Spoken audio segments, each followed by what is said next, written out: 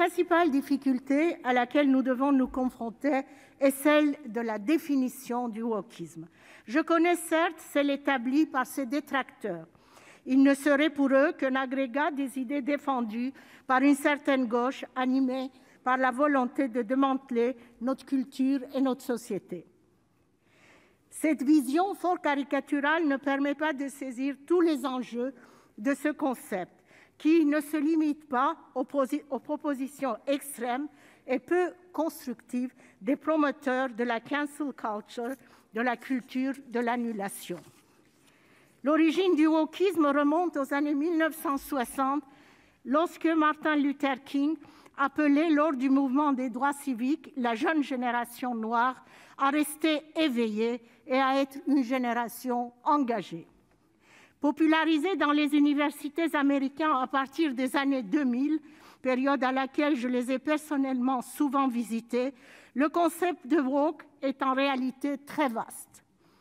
Il intègre le boycott, le déboulonnage des statuts, le décolonialisme, l'antiracisme, les appels à lutter contre la misogynie et le sexisme, la dénonciation auxquels sont assimilés le lynchage médiatique ainsi que sur les réseaux.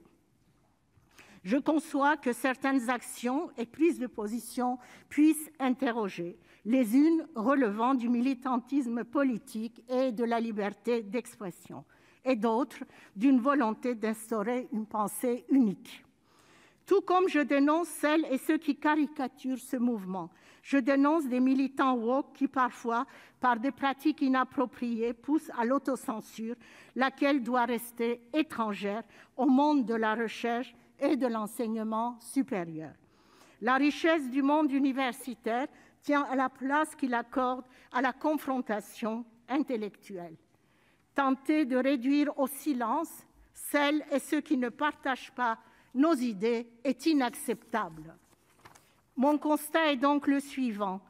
La liberté académique doit être préservée, à la fois des pressions gouvernementales visant à encourager une recherche et un enseignement officiel, mais aussi de l'extrémisme susceptible de découler de certains partis pris idéologiques.